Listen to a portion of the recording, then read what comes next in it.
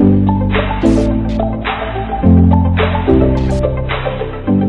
guys, and welcome to another day with Zimaleta. In today's video I will talk about expediting and owning your own fleet, driving like your own van as an owner operator. And if you're trying to start a business, kind of like your own logistics company and opening up your own motor carrier, this video is right for you. Specifically, the topics that I will cover in this video is how much money can you expect to make by starting your own fleet, how much money can you expect to just open up your motor carrier and give loads to other drivers, and basically just have owner operators instead of having like your own vans. So we're gonna try to weigh out two type of situations and see which one is actually going to be right for you, which one I think is going to be right for me. So let's go ahead and dive in. So as you guys know that if you've been watching my channel, you know that I expedite. Basically, I drive a lot for a living. I've been driving since 2007, so it's been already 11 years now. I've learned a lot over the years, and I always been trying to wonder, should I start my own company? Should I get like my own drivers? And should I open up my own MC? And I never really opened up my own MC because of various reasons. We're not going to get into those right now. But one of the things that it's always been interesting to me is that like if I'm going to like open up like my own motor carrier and stuff, like how much money is going to cost me, how much money I'm going to make, and does it make better sense for me to just buy my own vans, all my own vans, put drivers on them, and then just try to load my own vans to try to maximize my earnings, stuff like that? Or is it just better to open up your motor carrier and get other drivers that already have their own vans, and they just want to basically get loaded, and that's it? So what is the best one? For a while I was thinking that buying your own vans is the way to go, and it is the way to go if you're trying to become your own fleet. So if you're trying to become your own fleet, you're not trying to become a motor carrier, then it's definitely for you, like it's a way for you to have your foot in the door, so to speak. So some examples of that would be is, let's say you buy like 10 vans, you put drivers on them, and then you'll go to like a company and say, hey, I'm a fleet owner, I have these 10 vans, I have drivers and stuff, will you load my vans and stuff? And they're going to say, yeah, sure. So then what's going to happen is they're going to take care of the logistical side, they're going to use their motor carrier number, but the thing that you're responsible for is insurance and upkeep in your vans, and of course, hiring your drivers and stuff. In some cases, those companies that you're going to work with, they're going to say, hey, you're going to need our insurance, you're going to need to put like a GPS tracking in your vehicle, and they write you, like the check for all the work that your drivers did, and then they'll tell you such and such a truck number, it did so many loads, and how much money each individual one made.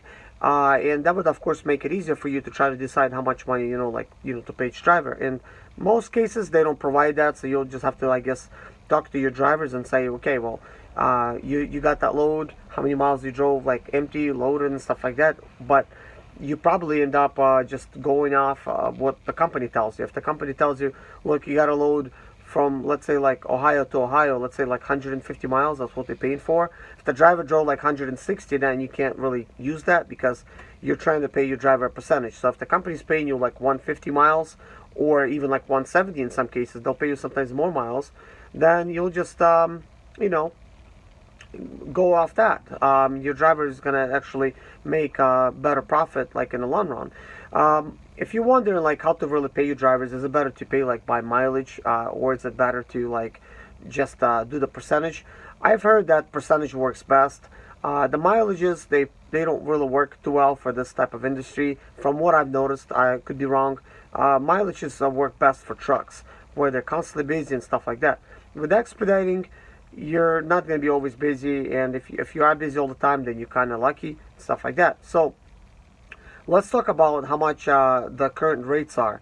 The current rates that the companies, they like to pay, and this depending on like whatever company you work for, it's going to be like different, but anywhere from 80 cents to $1 is how much you could expect to get paid. What I've been noticing though is a lot of companies, they've been trying to see if drivers are going to go for less than 80 cents, and that's not good.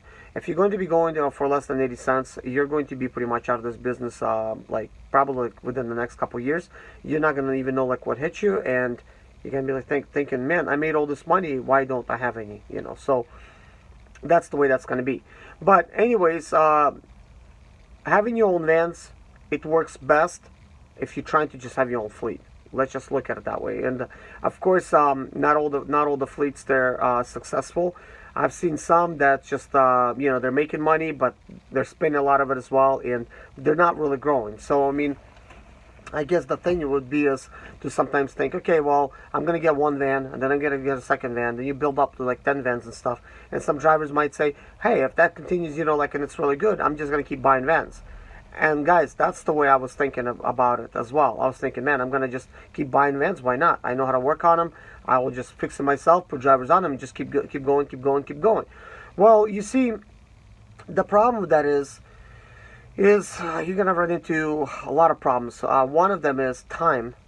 What am I meaning by time? Well, you need to find a van to buy. That's to begin with. You buy it. There's gonna be something wrong with it. You're gonna need to fix it. So that's more time. And if you need to get the body in the right shape, that's more time. And then looking for a driver, that's time, of course. Of course, looking for a really good driver, the one that you're going to feel good with, that's going to take more time, stuff like that. But let's say you're not even worried about that. You could find them, quick. You could get vans in good condition pretty quickly. Let's see if it really still like makes sense. And of course, now I'm going to get into the topic, not becoming a fleet owner, but is it better to become a fleet owner, or is it just better to just go ahead and become your own logistics company? That is getting your own authority, which means it's a motor carrier number, your MC number, basically. So I'm going to use myself as an example. I currently own 4 sprinters that I know they could be running. Various things wrong with them, but they could be running. My 5th sprinter is my part sprinter, so kind of, it does not count, I guess. So I was kind of thinking, okay, well, I just need 5 more sprinters. So that means I would have 10 sprinters, and that's it. I'll just hire drivers for them and put them on, and that's it. First maybe have them work for a motor carrier company where they could keep them loaded up until that I could actually speed things up and start loading them myself. So I did started to think that I need to open up my own motor carrier, because I do want to do this now. And I will do my dealership as well, but of course I'm going to explain probably like in a different video, like how am I going to actually do this, because you need to actually do one business really well in order to be like successful. You could do other businesses as well, but you're going to be kind of like jack of all trades, sort of. So you can't be like master of all the businesses at the same time. You could be pretty successful in them, don't get me wrong, but one of the businesses needs to be like your priority business, like that's your breadwinner. And then other businesses, they're more like secondary, like they work best when the other business is kind of slow, but you still got money coming in, basically for cash flow reasons, which is really important for business to create cash flow. For me, it's going to be my car dealership. That's going to be my main business. Expediting company, that is more like secondary. But I still started thinking, well, I need to buy like 5 sprinters and stuff like that, like 5 more. So I would have 10. So if I was to load them myself or even have somebody else load them, here's the problem I always run into.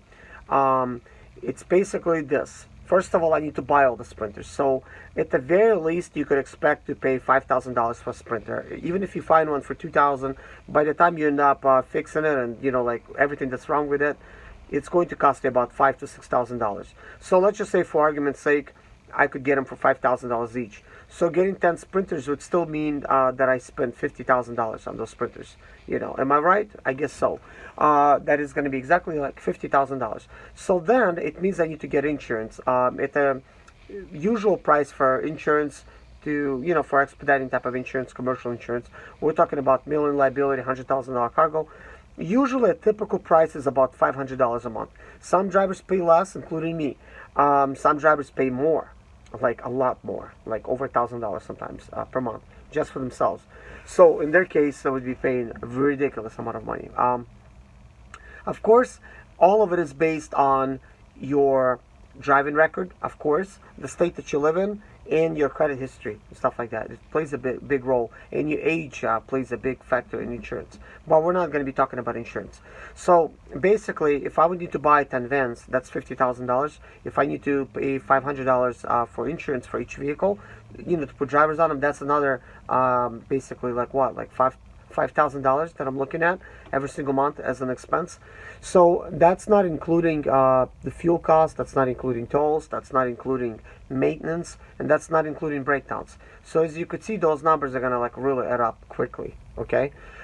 So I started thinking, okay, well, if thinking about this kind of like a fleet owner, how much would my van actually make at a company, you know, for me, if some good company would load them? Usually it's about $2,000 that a van could actually make you, and that's a general type of idea. It's about an average. Sure, some will do more, some will do less. So $2,000 per month you could expect to earn from a driver by putting a good driver on there. That's generally, you know, like not working full time. He's taking some time off, like probably like a week off, and he's probably working the other 3, and he's gonna have some downtime as well. Probably a week of that probably is gonna be lost because he's waiting for a load, and you know, nobody could find him now. Let's just look at that realistically, you know, speaking. That's why it's only $2,000. If everything was perfect and the driver would be just like, hey, I'm crazy like that, I'm gonna stay out for months at a time, then sure, you could expect to make about $4,000 from that specific vehicle per month. But we're not gonna look at that. We're gonna look at, you know, what's a possibility? Possibility is $2,000 from each driver. So by having 10 drivers, that's going to be about $20,000 that you could expect to make every single month. So out of that money, you deduct insurance for $5,000. So that leaves you with about 15, and maintenance and stuff like that. That really adds up to you. I think just maintenance, just oil changes, filter changes, and just little fluid changes, that could easily be $200 per vehicle. So you know, if you're going to look at these type of numbers, it's probably going to be give or take $2,000 per month. It's going to be in maintenance. So that's already about $7,000 in that kind of stuff. But so that leaves you what, like with $13,000 clear profit.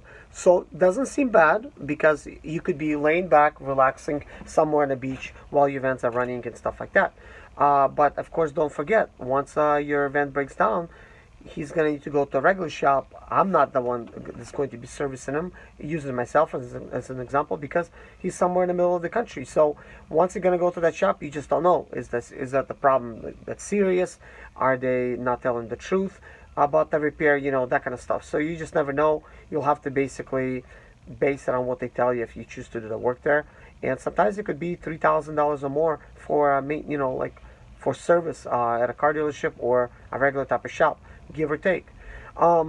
Typically, I would expect about 3 of those type of breakdowns that could cost you at least $3,000. So that could be pretty pricey at about $9,000 per month. I mean, per year.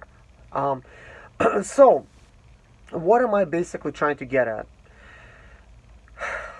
After paying insurance, the van is going to bring you about $1,500 per month, and that's all we're going to look at right now. Of course, you know there's other issues that you need to look at, and that's going to be on you, whether you got to make that vehicle payment or what else. But you could expect to get at least $1,500 cash from that specific van. And if you own the van, it seems like it's a pretty good deal because it is kind of like a good deal, you know. It's cash flow, so it's pretty good. So I kind of started thinking, okay, well, I could deal with that, you know. So I started having like all these ideas and stuff, like how I'm going to do it, because it seems like it's pretty good.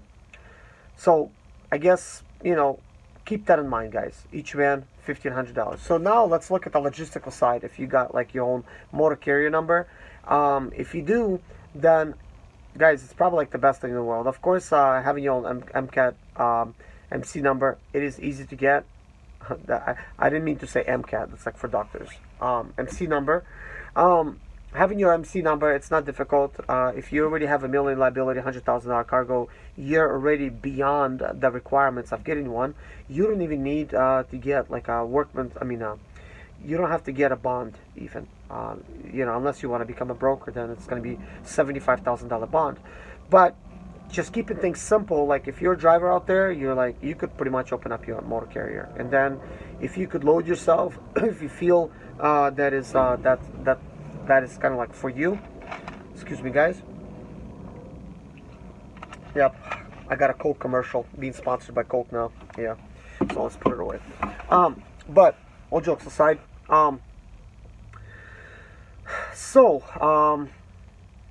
yeah, getting your own MC number, it's pretty easy. It takes about a month to get approved and that kind of stuff, and that goes through and stuff. Of course, motor carrier type of that's the easy part. But how are you going to be getting the loads? That's the hard part. For instance, if you heard of Selectus, like one of the load boards, it's going to cost you like nearly $9,000 just to be on that load board. Correct me if I'm wrong. Okay.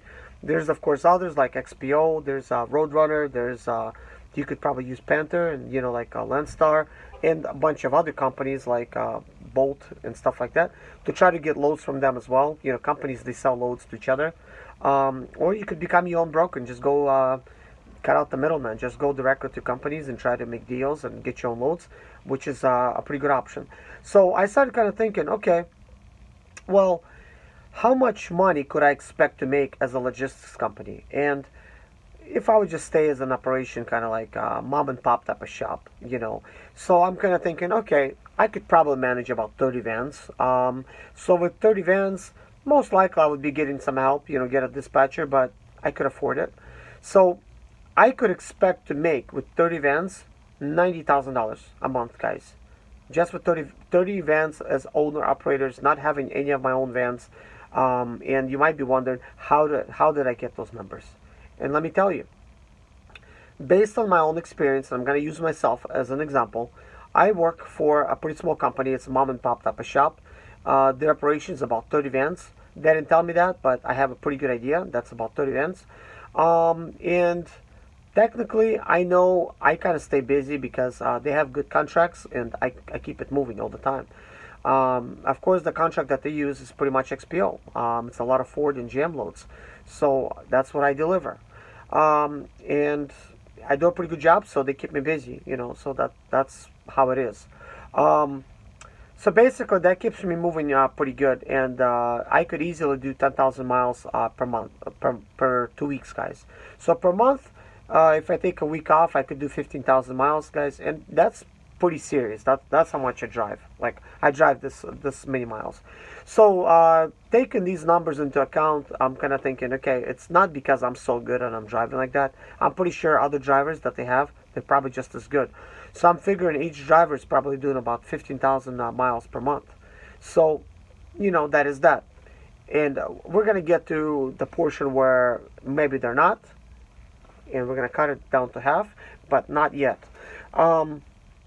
So basically, looking at this type of numbers, guys, the very next number that we need to take a look at is how much money am I getting paid per mile? And I'm getting paid 80 cents a mile. And I guess how much I'm getting paid, it's less important than how much the company is getting paid. So I'm trying to think, okay, if I'm getting paid 80 cents, then how much is the logistics companies paying me? Of course, they don't tell me how much they're getting paid. They're not going to do that to me or to anybody else because it's kind of like a company secret. I'm thinking, is it possible that they're getting maybe like $1 for that load and giving me 80 cents? Sure, it's possible. It's possible to even get $1.70. But let's not get into that. Let's keep it at $1. So if it's just $1, then they're earning 20 cents from me.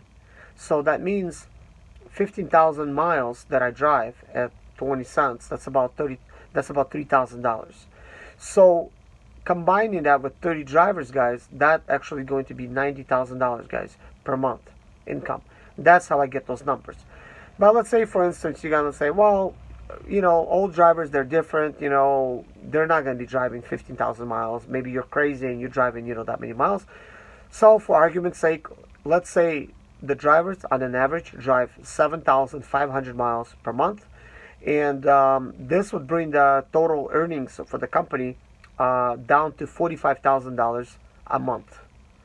Guys, would you complain if you made $30,000? I wouldn't. So now let's look at this situation with just $45,000, not even at 90.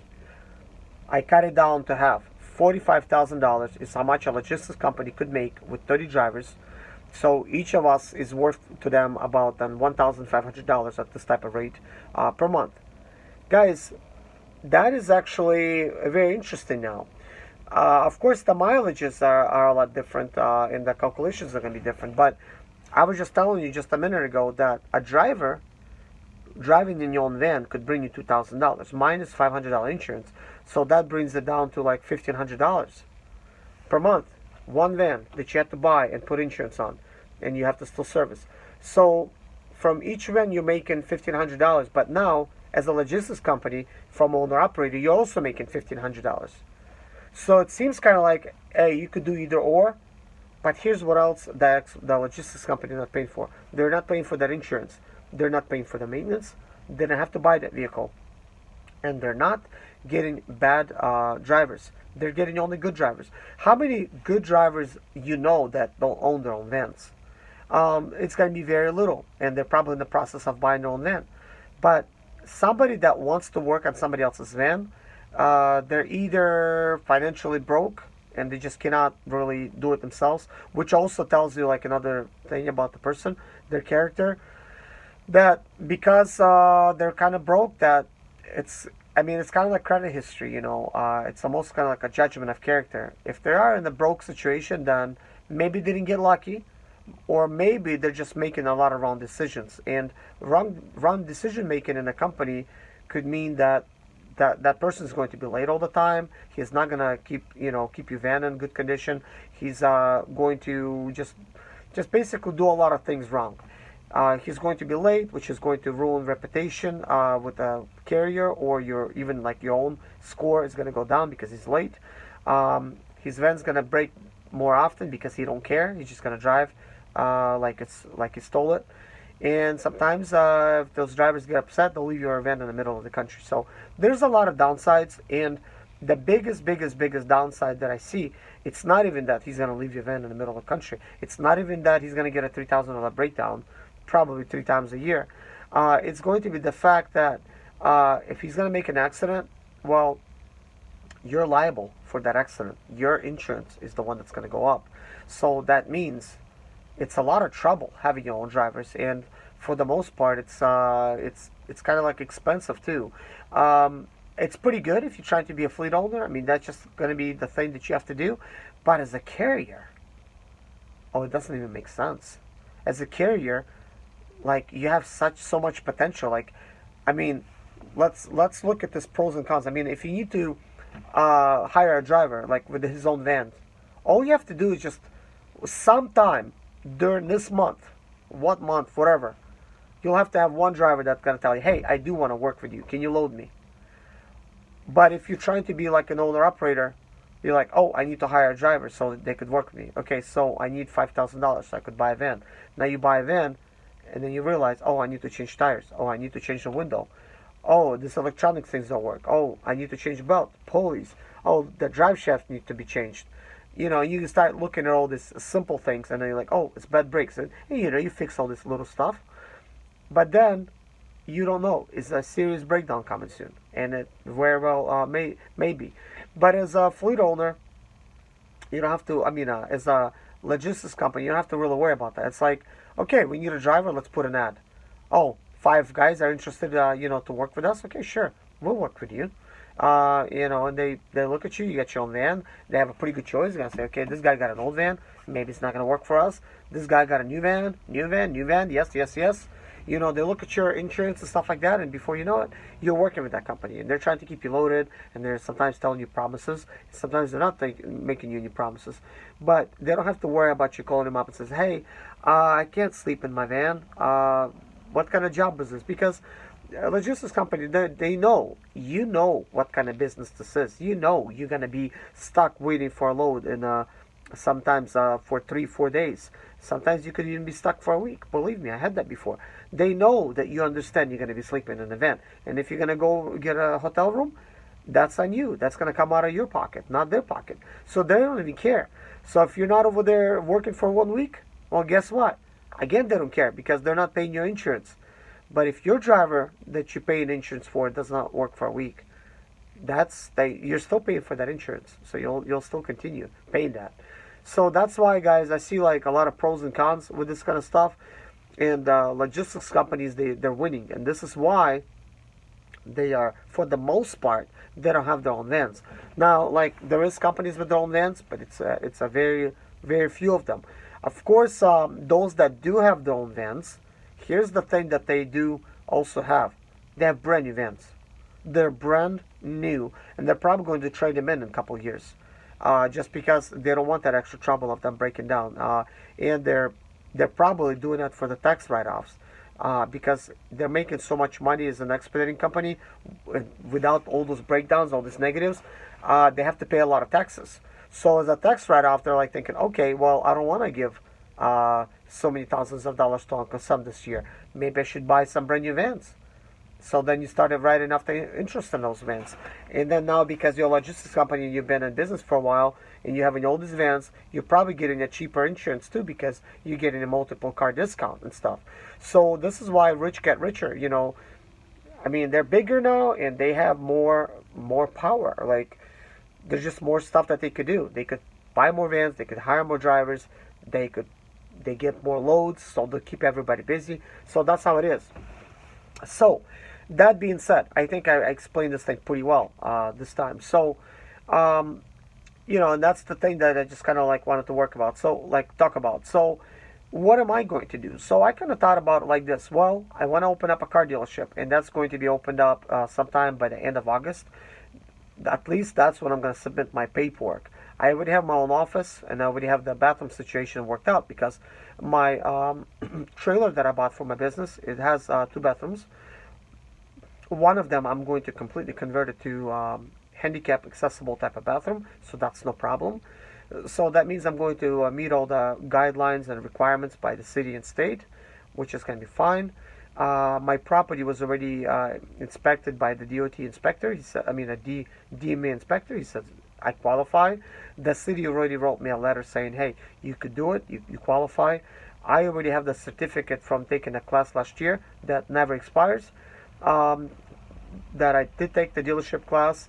So this means this is going to be that one serious thing that I'll be doing, so that I could master that dealership. And as an expediting thing, I'm not going to get rid of my insurance. I will get my own motor carrier number, and I'm going to become my own logistics company on the side. So, and it's actually opened up new doors for me. It gives me more opportunity as well. Now, instead of buying 10 vans and putting drivers on them and paying insurance for all those vans, I just freed all that money up. I freed up $5,000 per month of insurance cost for expediting company. I freed up thousands of dollars in breakdowns, and I freed up $50,000 in sprinter cost, which is now could be used for my dealership inventory. The other money could be used for upkeep of my dealership and my dealership expenses. So the way I see it, that money is going to be used for my car dealership. Like, it's going to be a really beautiful thing. And until I could open up the dealership, which I'm planning for August, I could go ahead and open up my motor carrier, which is not going to cost me anything extra. I already have everything that I need to open up the motor carrier. For the most part, you guys do as well. So I'm going to open that up and let it simmer for about a month, because it takes a month for it to be active. And once it becomes active, I'm going to try to see if I could get my own loads here and there. And hey, maybe it works out, maybe it doesn't. But if it works out, I could at least I could just sit there in my office and say, hey, I want to go to Miami this week. Is there any loads heading to Miami? And I look at a load board. I'm like, yeah, there's one going to Miami. Couple days? Yeah, sure. I'm going to get that right now. And I'll tell my wife, I'm like, okay, we're going to Miami. You know, and we're getting paid for it. So we'll go to Miami, for instance, have a nice vacation, and a paid vacation at that. And then I'm going to look for a load back. If there's going to be like another load leaving in a couple days, or I'm bidding it like every single day, I'm not winning, but I finally win. Well, that means I could have a nice vacation, and I could still get a load coming back. That's going to be perfect for me. Like, that's going to be completely awesome. Or, for instance, if I'm going to be, like as a dealer, like I want to make it to a car dealership or something, a car auction. Let's say I buy a car in Texas, and I'm like, okay, I need to go to Texas to pick up the car. Should I fly to Texas to pick it up and drive it back with using my dealer plates? Maybe. But maybe there's a load heading to Texas, and I could just take my flatbed trailer or something, hook it up to the Sprinter van, and just take the load to Texas, drop it off, go to the car auction, pick up the car, and that's it. I pretty much got a load back, and I could find myself a load. Don't forget about it. I could find a load going back. I could go pick up that load, plus I'm towing my car behind it. And I mean, this logistics company thing, it could make my business, my dealership business, work really well. Plus, I could wake up early in the morning and say, hey, is there any loads around Charlotte? Because right now there's nothing going on at my car dealership because it's kind of early. Sure, there's a couple loads. I'll go take care of those loads really quick and then drive to an auction. Maybe I have an auction planned that later that afternoon. Go to that auction and bid on some cars. After that, you know, if I didn't win any cars, I could get a load back even. I mean, there's a lot of stuff that I could do with my own logistics company. But one of the things that I will be planning on is to grow my own reputation with my logistics company. And maybe once it's going to be good and I'm going to feel that it is up to par, I'm going to announce it on my channel and say, hey guys, if you want me to bid loads for you, let me know. I mean, I could even do this year probably, like in a month. I mean, I'm not going to be losing anything. You're not going to be losing anything. So in about a month, if I could already look at load boards and stuff and bid for loads, I could let you guys know. I'm like, hey, you know, let me know. If you want to load, I could load you. But at the same time, if you're somewhere in the state, you know, like, and you're looking for a load, it does not hurt you to have me look for a load for you in the other companies as well. It actually increases your chances of getting a load, which is going to be wonderful. And if your company is telling you that you can't work with any other companies, guys, and you're a contractor, they are breaking the rule. That means you're an employee. They're telling you what company that you should be working for. If it's just them, they're breaking the rule because they're not allowed to do that. If you're a contractor, you're using your own equipment, you're not using their equipment, they can't tell you when to come into work, what load to take, what load you cannot take, and you can. And rules of IRS, you better be looking at other jobs besides that company to be considered that you're a contractor. And a lot of logistics companies, they don't know that. They think you're working just for them because they know it's more profitable, but you're not an employee. So they're going to be breaking that rule. So they could get in serious trouble, you know, with the IRS. But anyways, guys, this is the end of the video. I think I made a pretty good video explaining everything. If you guys like this, please hit a like. And if you're not a subscriber already, please subscribe. I will briefly explain what my channel is about. You know, it's about sprinter vans, it's about expediting, it's about cars, and that kind of stuff. But I will make a video explaining it in broader detail because I think it needs to be said because I am focusing on one single channel now, and that's what I'm doing. And I'll tell you guys why I'm doing that in the next video. So, thank you guys for watching. God bless you. Take care of yourself. Bye-bye.